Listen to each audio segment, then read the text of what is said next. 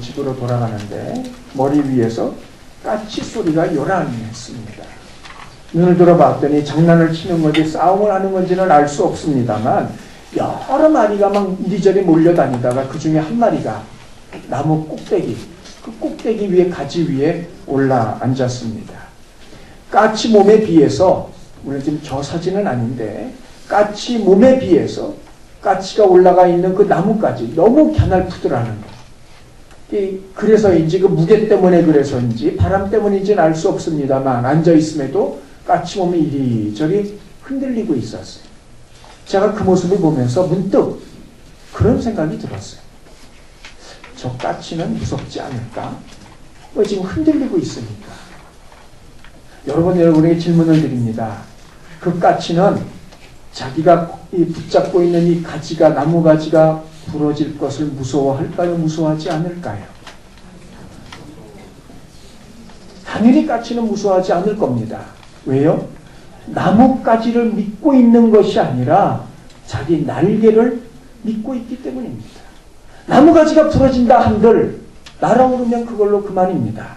날개가 있는 한, 그리고 날아갈 수 있는 한 까치는 나무가지가 부러지는 것을 두려워하지 않습니다. 근데 만일 저라면 어땠을까요? 만일 저라면 제가 그 나뭇가지 꼭대기 위에 올라가 있더라면 얘기가 달라졌을 겁니다. 누군가는 추락하는 것은 날개가 있다고 이야기를 합니다. 그러나 날개가 있어야만 추락하는 게 아닙니다. 오히려 날개가 없는 게 더 큰 문제입니다. 날개가 있다는 것은 훨씬 더 나은 일입니다. 나은 정도가 아니라 추락하지 않으려면 반드시 날개가 있어야만 합니다. 성도 여러분, 여기서 여러분에게 또 한 가지 묻습니다. 저와 여러분에게는 이런 날개가 있습니다. 어떤 경우에도 두려워하지 않을 수 있는, 염려하지 않고 근심하지 않을 수 있는, 마음에 아파하지 않고 상처를 딛고 일어설 수 있는 그런 날개를 하나씩 가지고 계십니까? 오늘 본문은 베드로전서 마지막 부분으로 끝인사입니다. 내용으로 보면 대부분 서신서가 보여주는 것과 같은 양식을 그대로 따라가고 있습니다. 첫째는 관용적인 표현입니다. 12절에 보면 너희에게 간단히 써서라고 말하고 있어요.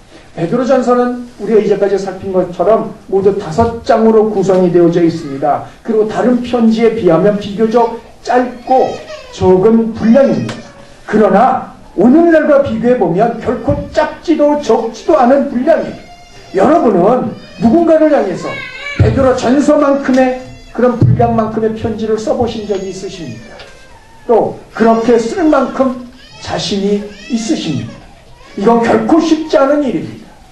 그럼에도 베드로 오늘 본문에 간단히 썼다고 말하고 있어요. 그런데 성경에 보면 베드로보다 더한 사람도 있습니다. 히브리서 13장 22절 보세요. 자, 내가 간단하게 너희에게 썼느니라. 히브리서의 저자가 누구인지 정확히 알 수 없습니다만 대부분 많은 학자들은 바울이 썼다고 이야기를 하는데 그도 역시 히브리서를 마지막 하면서 간단히 썼노라 이야기를 합니다. 그러나 여러분 보세요. 베드로전서는 5장이고 히브리서는 13장입니다. 무려 2.6배가 훨씬 더 많아요. 그렇게 썼음에도 간단히 썼대요. 그럼 도대체 길게 쓰면 얼마나 쓰겠습니까? 그럼에도 이렇게 이야기하는 이유가 있습니다. 이건 그 당시 고대 연설이나 혹은 서신을 맞출 때 예의를 갖춰서 마무리할 때 사용하는 방식이 간단히 써서라는 이야기더라는 말입니다. 베드로도 마찬가지입니다. 당시 서신을 마무리할 때 사용하는 방식을 빌려서 자신의 편지를 매듭 짓고 있습니다. 또 한 가지는 문안의 형식입니다. 13절에 보면 바벨론에 있는 교회 그리고 마가도 너희에게 문안한다 그래요. 이건 베드로만의 표현이 아니라 모든 서신서들이 갖추고 있는 내용이기도 합니다. 우리말로 하면 아무개가 너희에게 안부 전한다 그런 뜻이라는 겁니다. 마지막 세 번째 평강의 인사입니다. 14절에 보면 평강이 있을지어다 그랬어요. 그러나 다른 서신서에 보면 평강 대신 은혜라는 말로 대신하고 있습니다. 그러나 평강이든 은혜가 되었던 중요한 건 마지막 편지를 마치면서 대부분이 두 단어로 마치고 있더라는 겁니다. 그게 그 시대의 서신서의 결론입니다. 한마디로 편지를 마치면서 하는 일반적인 결론이 오늘 본문입니다.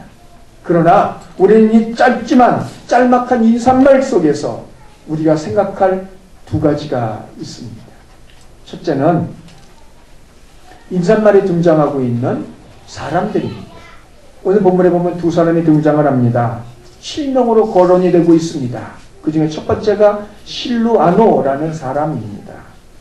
자, 12절에 보면 실루아노로 말미암아 그랬어요. 이 말은 실루아노라는 사람이 베드로를 대신해서 베드로 전서를 썼다는 이야기입니다. 그러니까 실루아노가 대피를 했다는 이야기겠죠. 그 당시에는 이런 일들이 종종 있곤 했습니다.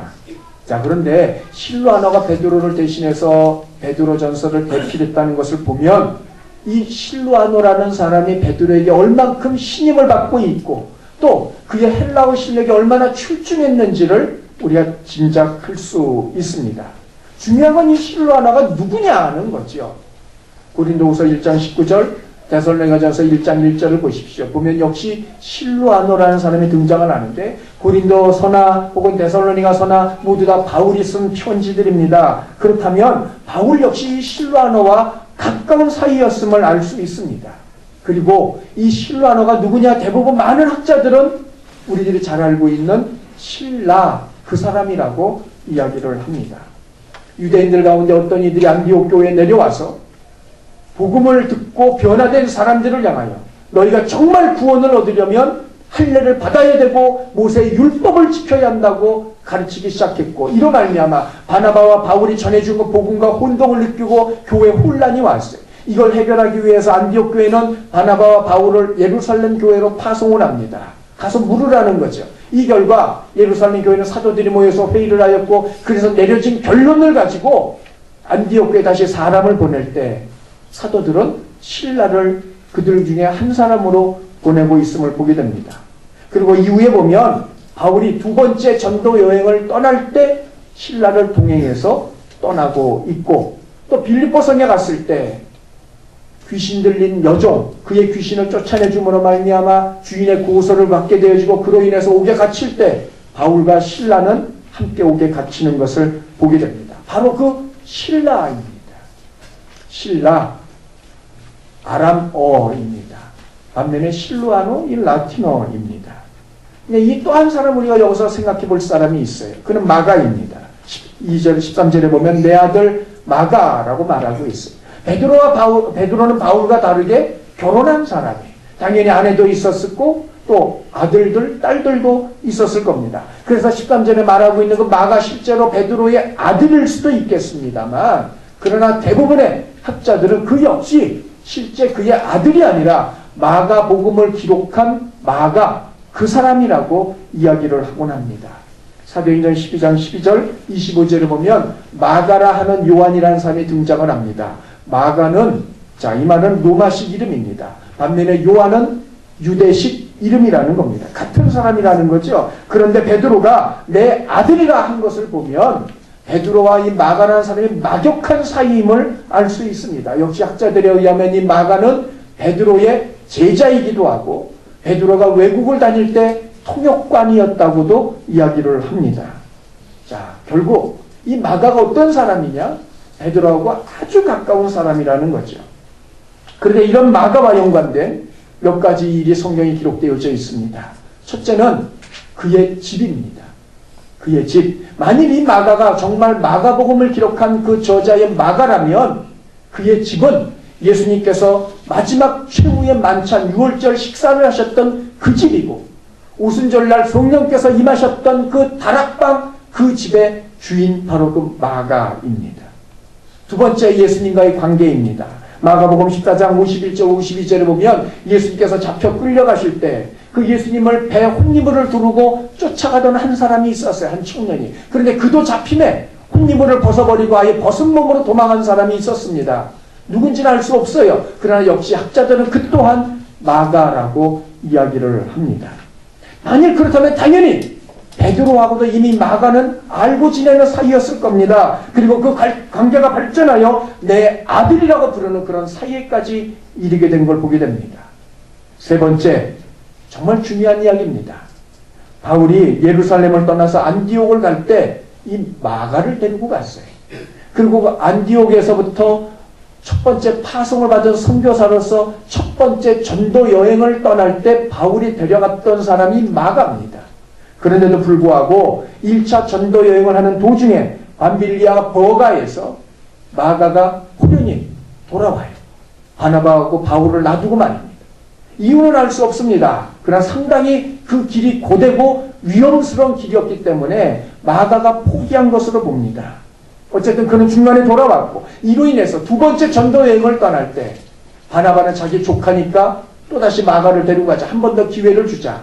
바울은 절대로 그런 놈을 데려갈 수 없다. 둘이 피차 다투고 심히 다퉈서 아예 갈라서게 된 그 단초를 제공한 존재가 마가입니다. 이런 가운데 바울의 입장에서 보는 마가는 아마 두 번 다시 상종하고 싶지 않아. 그러니까 그렇게 자기를 구해 주었고 자기를 대신해 주었고 자기를 추천해 주었던 바나바하고 싸우고 갈라서는 것 아닙니까? 그러나 반면에 마가 입장에서 보면 바울이 자기를 그렇게 대하는 것이 야속했을 수도 있을 겁니다. 사람은 한 번씩 쓰는 병가지 상사라 했는데 아니 한 번 더 용서해주고 기회를 주면 얼마나 좋을까. 근데 그걸 냉정하게 뿌리치고 거절했던 사람이 바울이에요. 그런데 그것이 전부가 아닙니다. 이후에 보면 이런 마가와 바울은 다시 화해를 하게 되어지고 바울이 마지막 말년을 로마에 구금돼서 보낼 때 마가가 그의 곁에서 그를 도와주었던 것을 보게 됩니다.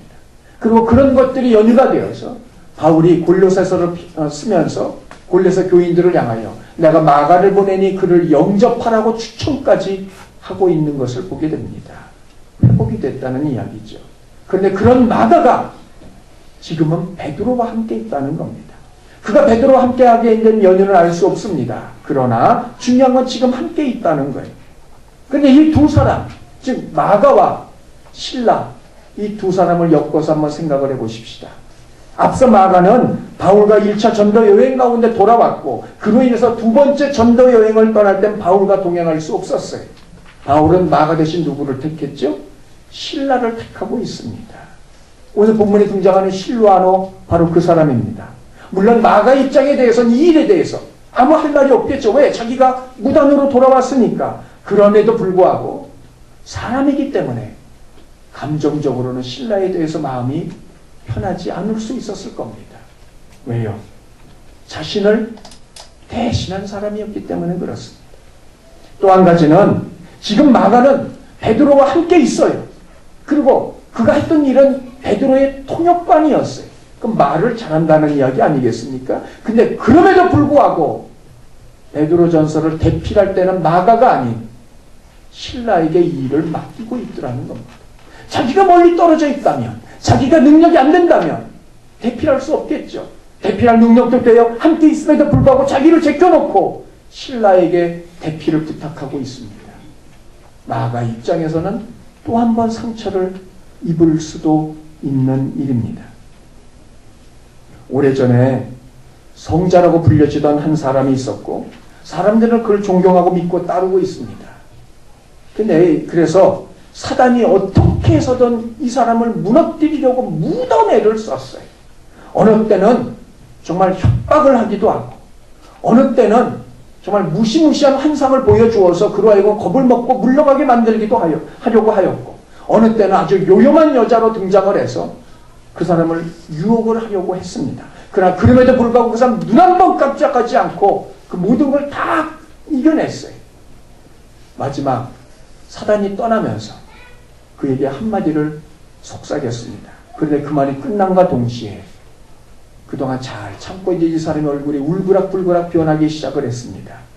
사단이 속삭인 말인 즉슨 방금 전에 네 동생이 알렉산드리아에서 대주교가 되었다고 그러더라. 그 한마디였어요.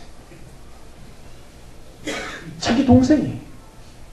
그럼에도 불구하고 시기심에 불타서 그렇게 모든 걸 이겼던 사람이 그 한마디에 무너져버리고 말았던 겁니다. 성자에게도 야망이 있고 성질이 있고 감정이 있었고 사단은 그걸 이용한 거예요.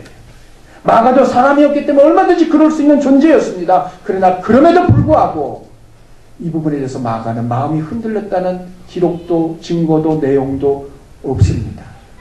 받아들였다는 거죠. 마가는 어떻게 그럴 수 있었을까요? 다른 사람도 아니고 두 번에 걸쳐 어떻게 보면 자기 라이벌 같은 그런 사람인데, 그럼에도 불구하고 그 사람을 바라보며 마가는 어떻게 마음이 흔들리지 않을 수 있었을까요? 두 번째 생각할 것은 당시의 상황입니다. 13절 보십시오. 바벨론에 있는 교회 그래요. 실제로 바벨론에 있는 교회를 말하는 것이 아닙니다. 왜냐하면 지금 이 시대, 베드로가 이 편지를 쓸 그 시대에 바벨론은 이미 무너져서 황폐화가 되어진 곳이에요. 자, 그러므로 그런데도 불구하고 오늘 본문에 바벨론에 있는 교회라고 한 것은 당시 성도들의 암호였던 로마, 그걸 바벨론이라고 표현하고 있는데 그걸 지칭하고 있는 이야기입니다. 즉 바벨론에 있는 교회, 로마에 있는 교회를 말하고 있는 겁니다. 베드로가 이렇게 표현한 것은 지금 자신이 있는 곳이 로마이며 핍박이 시작되고 있는 가운데 있기 때문에 언제 있을지 모를 그 핍박으로부터 교회를 보호하기 위하여 로마에 있는 교회라고 말하지 않고 바벨론에 있는 교회라고 말하고 있음을 보게 됩니다. 주목할 것은 그런 교회, 핍박 속에 있는 그 교회가 흩어져 있는 성도들을 향하여 문안을 하고 있더라는 겁니다. 여러분, 이건 그냥 형식적인 인사치레라고 생각할 수도 있어요. 그러나 정말 엄밀히 말하면 정말 문안받아야 될 사람들이 누구냐는 거죠. 그건 오히려 로마에 있는 그 교회 교인들이었어요. 왜? 엄청난 핍박 속에 놓여있기 때문입니다. 바벨론에 있는 로마에 있는 그 교회가 오히려 위로를 받아야만 했어요. 그리고 실제적으로 이후에 보면 얼마 후에 베드로와 그리고 바울이 로마에서 순교하고 있습니다. 그럼에도 불구하고 그런 로마 교회가 문안을 합니다. 베드로의 편지를 받아본 성도들 가운데는 점점 심해져가는 박해를 몸으로 겪으면서 혹 자신들이 기독교를 개종한 것이 잘못은 아닐까? 그런 생각을, 염려를, 의심을 갖는 이들도 있었을 겁니다. 거짓 메시아 예수에게 속아서 어떤 충성을 바치고 그야말로 그로 인해서 개죽음을 당해야 되는 것은 아닐까? 생각할 수도 있었을 겁니다. 잠자코 있을 것을 괜히 믿는다고 큰소리쳐서 정말 모든 걸 다 잃어버리는 것은 아닐까? 두렵고 떨리는 마음도 있었을 겁니다. 정말 바른 길을 선택했더라면 왜 계속해서 이런 어려움들이 일어날 수 있을까? 의심도 하고 의문도 가졌을 겁니다. 이런 이들에게 정말 박해의 최중심지에 있던 그 바벨론에 있는 교회, 로마의 교회의 문화는 어느 누구의 위로보다도 더 큰 위로가 되었을 겁니다. 동병상련이라고 자신들의 사정과 형편을 너무도 잘 알고 있는, 오히려 자신들보다 더 큰 고통 속에 있는 그들이 자신들을 향하여 이러한 문안의 인사를 할 때 그들은 위로를 받았을 겁니다. 이뿐만이 아닙니다. 14절의 사랑의 입맞춤도 마찬가지입니다. 사랑의 입맞춤, 보통 그 당시 일반적인 인사법인데 먼저는 왼뺨을 돌려대고 그 다음에 오른뺨을 돌려줘서 두 번 이 뺨에다 입을 맞추는 게 그 당시의 인사법이었어요. 당시로서는 흔한 인사법이었지만 그리스도인들에게 독특한 의식이었습니다.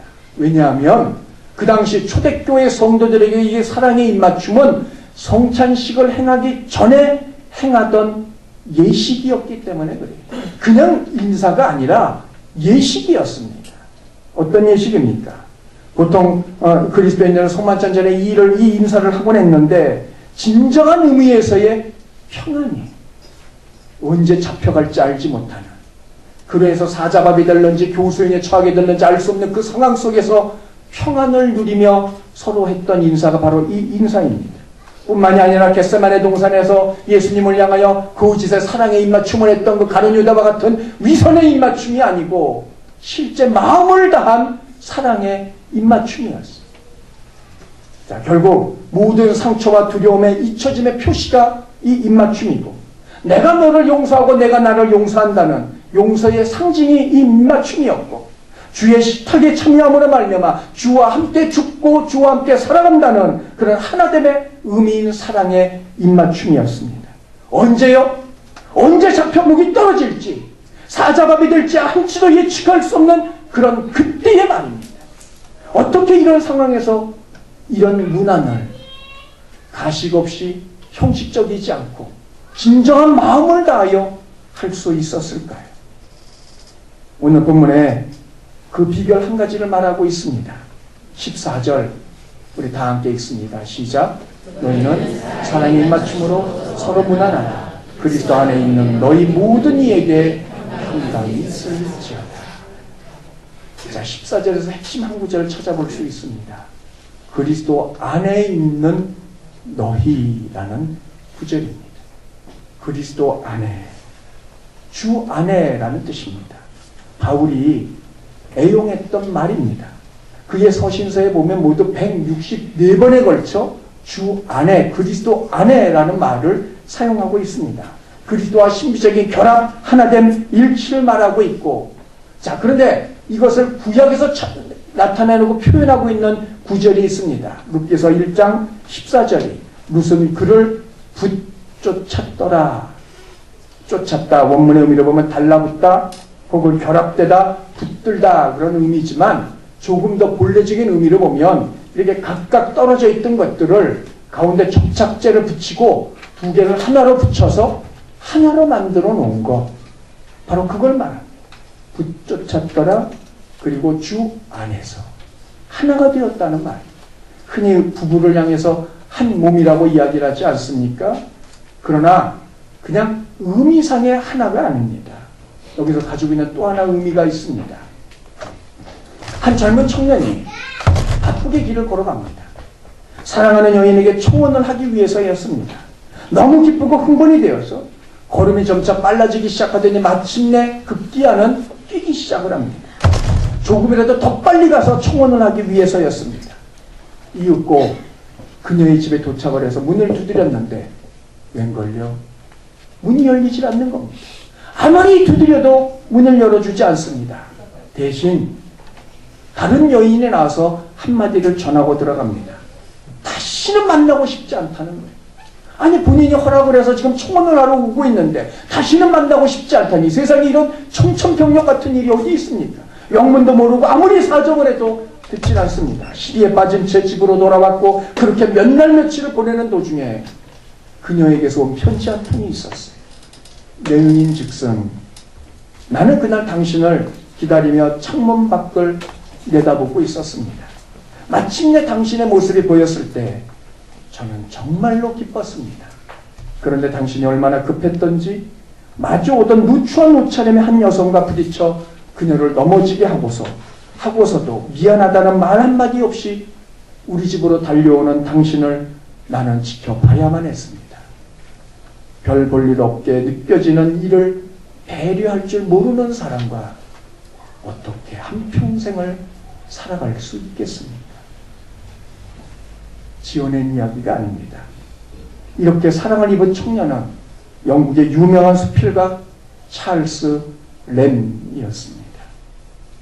그가 쓴 수필집도 나와 있는데, 그러나 그는 그녀만 잃은 것이 아닙니다. 이후에 그는 그가 누가 되었든 누구에게든지 친절하려고 묻어내를 썼고 그것이 그의 대명사가 되었습니다.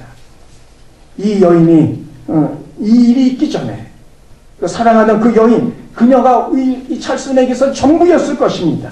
그러나 이 일이 있고 난 이후에 그의 삶의 근간을 바꾸어 놓았던 바로 그 일이더라는 겁니다. 그리고 주 안에서, 그리스도 안에서라는 말의 의미가 바로 그것입니다. 이제까지는 여러 가지 것들에 붙들려 왔었고 붙들고 살아왔을 수도 있습니다. 그것이 돈일 수 있습니다. 돈이 없으면 여유가 없고, 돈이 있으면 여유가 있고 돈이 없으면 시리에 빠지는 그런 돈일 수도 있습니다. 삶을 살아가는 태도일 수도 있습니다. 다른 이들의 일과는 별로 상관치 않는, 다른 이들은 아무런 관심도 갖지 않는, 그저 내 일이나 하고 나만을 위해서 살아가는 그런 태도일 수도 있습니다.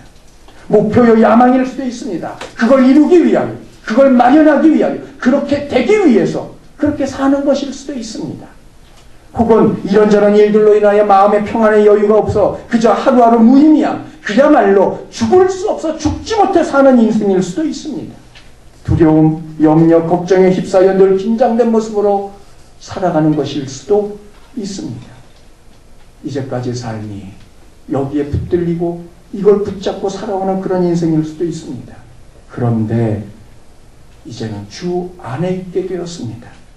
그래서 이제 더 이상 그런 것들을 붙들고 살지 않는다는 말입니다. 주께서 주시는 그 마음을 붙들고 살아가고 있습니다. 바울처럼 돈이 없어도 자족하는 마음을 갖습니다.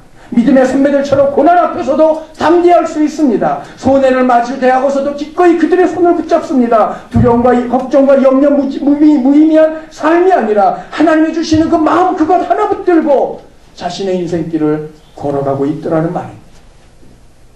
이 모습에 대한 찬송이 있습니다. 370장입니다. 주 안에 있는 나에게 땅 근심이 있으랴 십자가 밑에 나가 내 짐을 풀었네. 다 함께 주님을 찬양하면서 할렐루야 할렐루야 내 앞길 멀고 험해도 나 주님만 따라가리. 2절은 이렇습니다. 그 두려움이 변하여 내 기도가 되었고 전날의 한숨이 변하여 내 노래가 되었네. 제가 이 찬양을 선곡할 때마다 참 조심스러웠어요. 이유는 마지막이었어요. 후렴 부분에 나오는 내 앞길 멀고 험해도 정말 그럴 수 있을까? 정말 이 찬양을 마음을 다해서 할 수 있을까? 근데 가능하더라는 겁니다. 주 안에 있기 때문입니다. 이전에 붙들려 살고 이제까지 붙잡고 살던 것에서 이제는 그리스도께 붙들리고 그리스도께 붙잡힌 삶, 하나님께서 이끄시는 대로, 하나님께서 주시는 대로, 하나님께서 행하시는 대로의 삶, 그것이 주 안에서, 그리스도 안에서의 삶이고, 그것이 하나님과 동행하는 것이고, 그것이 하나님을 경외하는 것이고, 그것이 하나님을 사랑하는 것입니다. 마가가 그런 순간에도 초연할 수 있었던 이유, 주 안에 있었기 때문입니다. 로마 교회가 그런 상황에서도 위로의 안부를 전할 수 있었던 이유, 주 안에 있었기 때문입니다. 한치 앞을 알 수 없는 긴박한 속에서도 어찌 단 한 점의 위선이나 형식이나 인사치레가 아닌 전심을 다한 입맞춤을 할 수 있었던 이유, 주 안에 있었기 때문입니다. 분노와 두려움, 시기와 불편함, 내일에 대한 염려와 삶의 무의미함과 무엇도 기대할 수 없는 그런 상황, 한숨과 걱정, 배반과 서운함, 상처 속에서 살아가고 있는 분이 계십니까? 주 안에 거하시기를 바랍니다. 가만히 있어 주어지는 것이 아닙니다. 저절로 되어지는 것이 아닙니다. 의제적인 결단이고 돌이킴입니다. 그러면 주 안에서는 무엇을 말하는 것일까요? 한 가지입니다. 하나님과의 친밀함, 하나님께 더 가까이 나아가려는 그 마음이 여러분의 신앙생활의 전부가 되게 하는 것, 그것이 주 안에 머물고자 하는 의지적인 결단인 겁니다. 어떻게 해서든 하나님과 친밀해지려고 애를 쓰십시오. 어떻게 해서든 하나님의 기쁘심이 무엇인지 분별하고 선택된 그것을 향하여 나아가십시오. 어떻게 해서든 하나님 말씀에 순종하려고 최선을 다하십시오. 실제로 그렇게 행하십시오. 그리하면 모든 것들이 뛰어난 하나님의 평강이 그리스도 예수 안에서 저와 여러분의 마음과 생각을 지키실 겁니다. 두려움 가운데서도, 걱정 가운데서도, 돈이 하나도 없는 가운데서도 하나님의 평강이 저와 여러분을 지켜주실 겁니다. 그리고 그 결과 우리는 내 앞길 멀고 험할지라도 나 주님을 따라가리 찬양할 수 있게 될 겁니다. 다음 사진을 보시죠. 여러분 누군지 아시겠습니까? 본래 이름은 캐시어스 클레이입니다. 근데 무하마드 알리로 개명을 했죠.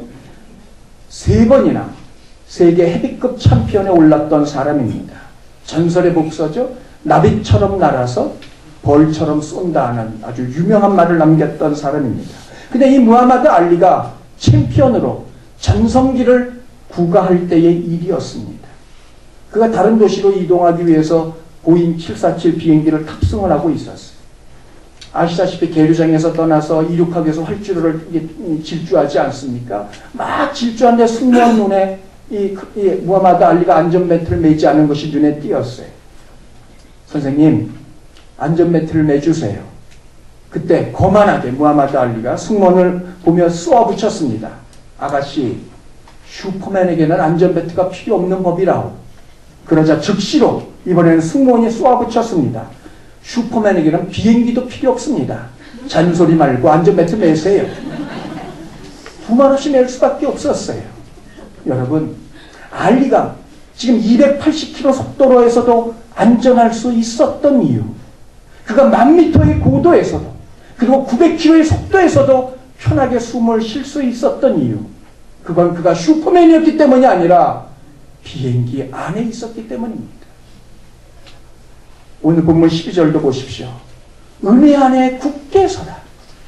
지금 다가오고 있는 엄청난 죽음의 위협 속에서, 언제 어떻게 될지 알 수 없는 그 상황 속에서 은혜 안에 굳게 설 수 있는 이유가 무엇일까요? 주 안에 거하는 것입니다. 누군가가 이불 밖은 위험하다고 말을 하고 있는데 정말 위험한 것은 이불 밖이 아니라 주 밖에서입니다. 같은 공간에 있을지라도 다릅니다. 하나님이 계셨던, 하나님 안에 계셨던 예수님은 풍랑 가운데 침몰 직전의 그 배 안에서도 편안한 잠을 주무실 수 있었습니다. 반면에 하나님 밖에 있었던, 그리스도 밖에 있었던 제자들은 같은 배 안에 있음에도 불구하고 그들은 속절없이 비명을 지를 수밖에 없었습니다. 주 밖에 있었기 때문입니다. 어떤 상황에도 두려움이 없는, 그야말로 가지 끝에 올라앉아 있어도 두려워하지 않는 것은 주 안에서라는 날개가 있기 때문입니다. 성도 여러분, 이 날개를 가져보지 않으시렵니까? 이 날개, 주 안에서라는 이 날개를 가진 사람은 사자굴 속에서도 편안한 잠을 잘 수 있습니다. 옥에 갇혀서도 절망하지 않습니다. 파산의 지경에 놓여도 그는 소망을 품습니다. 높은 곳에 올라도 그는 마음이 흔들리지 아니합니다. 주 안에 있기 때문입니다. 하나님의 친밀함을 선택하십시오. 어떻게 해서든 하나님과 가까이 하려고 하십시오. 하나님께 순종하십시오. 그것이 주 안에 있는 것입니다. 주 안에 거하기를 결단하고 실제 그리 행하심으로 어떤 일, 어떤 상황 속에서도 결코 흔들림 없는 인생을 살아갈 수 있는 저와 여러분 다 되시기를 주님의 이름으로 축원합니다.